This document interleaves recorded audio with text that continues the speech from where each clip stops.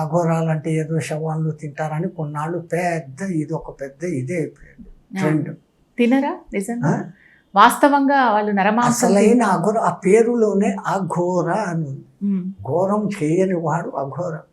శివుని 5 ముఖాలలో అఘోర ముఖం ఒకటి. ఈశానం, తత్పురుషం, వామదేయం, అఘోరం అని చెప్పేసి వస్తాయి కదా పేర్లు. సజ్జోజాతం అని. ఈ 5 ముఖాలలో అఘోర ముఖం ఒకటి.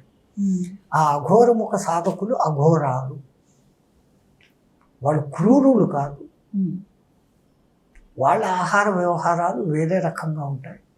వాళ్ళు అసలు ఎప్పుడు తింటారు, ఏం తింటారు అనేది కూడా ఎవరికి పెద్దగా తెలియదు. ఇప్పుడు ఆశ్రమాలు అఖాడాలలో ఉన్న వాళ్ళు గోధుమ రొట్టెలు వాళ్ళు తింటారు, దాల్ సబ్జీ, పౌజీ వాళ్ళు ఇచ్చే నెయ్యి ఇది వాడుకుంటారు. వాళ్ళ తంత్రాలు, వాళ్ళ పూజలు, వాళ్ళ గురువులు వాళ్ళకి ఏమేమి నిర్దేశించినారో ఆ సాధనలు వాళ్ళు చేసుకుంటూ పోతారు. ఆ సాధనలలో వాళ్ళకు తెలియకుండానే ఒక నిష్ణాత్వ స్థితికి వచ్చినప్పుడు ఈ అనుకున్న చోటికి పోవడం రావడం లాంటివి జరుగుతాయి. ప్రపంచంలో అత్యద్భుతమైన గొప్ప వింత అంటే అదే. కుంభమేళా జరుగుతుంది అంటే వీళ్ళు ఎక్కడ బస్సుల్లో కనపడరు, రైళ్లలో కనపడరు, విమానాల్లో రారు. ఆన్ ది స్పాట్ అక్కడ చూసేసరికి మీకు కొన్ని లక్షల మంది వచ్చి ఉంటారు.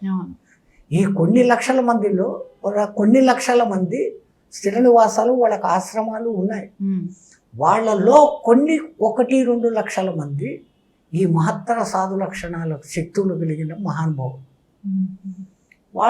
వీళ్ళు వస్తారు, వాళ్ళు వచ్చేస్తారు. ఈ నాగ సాధువులకి అఘోరాలకి ఏంటి తేడా? సాధనలలో తేడా. అఘోర సాధనలు వేరేగా ఉంటాయి. వాళ్ళంతా ఎక్కువ శ్మశానంలో శివుని గురించి చేస్తుంటారు. నాగ సాధువుల సాధనలు కొంచెం సాత్వికంగా ఉంటాయి. వాళ్ళ సాధనా పద్ధతులు, వాళ్ళ గురు పరంపరలు, దాంట్లో కూడా 3-4 తెగలు ఏదో ఉంటాయి. అవి వాళ్ళకి తెలుసు. మనం బయట నుంచి మాటలు అంటున్నాం, వాళ్ళని చూస్తున్నాం, నాగా సాధువులు అఘోరాలు అని అంటున్నాం. వాళ్ళ వేషభూషణలలో కూడా ఆ తేడాలు ఉంటాయి. ఇప్పుడు ఎట్లాగైతే జైనులలో శ్వేతాంబరులు, దిగంబరులు అనే 2 రకాలు ఉన్నాయో, వాళ్ళలో కూడా నగ్నంగా ఉన్నవాళ్ళు కేవలం ఏదో వేసుకున్నామంటే సమాజంలో తిరుగుతున్నాం కాబట్టి ఏదో ఒక అడ్డం ఉండాలని కట్టుకున్న వాళ్ళు ఉంటారు.